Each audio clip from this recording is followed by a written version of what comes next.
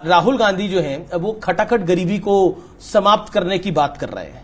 पहले गरीबी का ग समझ लें क्या है, तब गरीबी अच्छा, आपको क्यों लगता है राहुल गांधी कुछ समझते ही नहीं है? मैं इसलिए लगता है क्योंकि उनको कोई चीज डेप्थ से समझने की आदत नहीं है। आपने एक उनका नया नामकरण भी कर दिया, वो पर्ची वाले नेता है। आप ही ने सदन में बोला था, उसके बाद से पूरी बीजेपी बोलने लग गई है। तो सच्चाई बोली ना मैंने। पर्ची वाले नेता है। किसने कॉन्ट्रडिक्ट किया? आप बताइए, वो मुस्लिम लीग का एजेंडा उठा रहे हैं, कांग्रेस पार्टी की आत्मा मर गई क्या? आप बताइए, वो लेफ्टिस्टों का एजेंडा लेकर के चले हुए हैं, वो लेफ्टिस्टों का एजेंडा लेकर के चले हुए हैं। पार्टी में कोई बोलने वाला नहीं है क्या? आत्मा समाप्त हो गई है क्या? इसी के लिए कांग्रेस बनी थी क्या? तो ये कांग्रेस तो हाईजैक्ड है। तो और उनको ये पर्चियां कौन दे रहा है? कौन से एजेंडा उठा करके ला रहे हो? अरे पहले अपने पिताजी को बोलो कि उनकी अकल नहीं थी, हमको अकल ज्यादा आ गई है। जिन्होंने कहा कि ओबीसी के बारे में जिन्होंने वक्तव्य दिया था, रिजर्वेशन के बारे में। लेकिन राहुल कहते हैं कि लेवल प्लेइंग फील्ड नहीं है, मीडिया नहीं है हमारे साथ। ये राहुल जी बोलते हैं ईवी मतलब इलेक्शन कमीशन नहीं है, सुप्रीम कोर्ट नहीं। आपने मेरे से इंटरव्यू में कम से कम 20 बार उनके बारे में प्रश्न किया जी। अब इससे मीडिया उनको क्या प्रोजेक्शन दे सकती है? लेकिन बात बड़ी स्पष्ट है कि आप you can not improve somebody's content. मैं आपसे बातचीत कर रहा हूं, एक भी बात मैंने कोई ख्याल में बोली है क्या?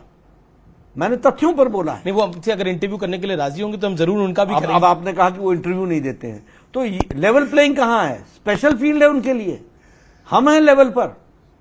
आप हमको जब बोलते हैं मैं इंटरव्यू के लिए तैयार हो जाता हूं। ये तो वो शाही खानदान से है जो सिर्फ बोलेंगे, सुनेंगे नहीं। आपने बंगाल की बात करी, वहां पर मुस्लिम आरक्षण ओबीसी की जातियों में मुस्लिम जातियां डाल दी, उसको स्ट्राइक डाउन करा गया। लेकिन ममता बनर्जी कह रही है कि हाई कोर्ट के फैसले को वो नहीं मानेंगी।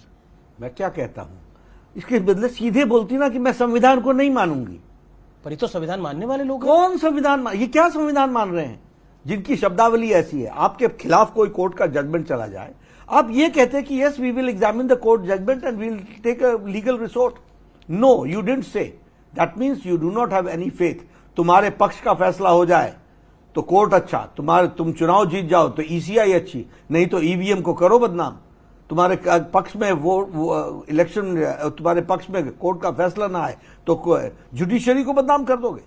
ऐसे चलता है देश। पर जब ये फैसला आया, वर यू शॉक्ड? जो कि आपको पता था ये कौन सा? जब हाई कोर्ट का फैसला आया। ऐसा है कि मैंने तो संविधान पढ़ा हुआ है, मुझे तो संविधान मालूम है ना।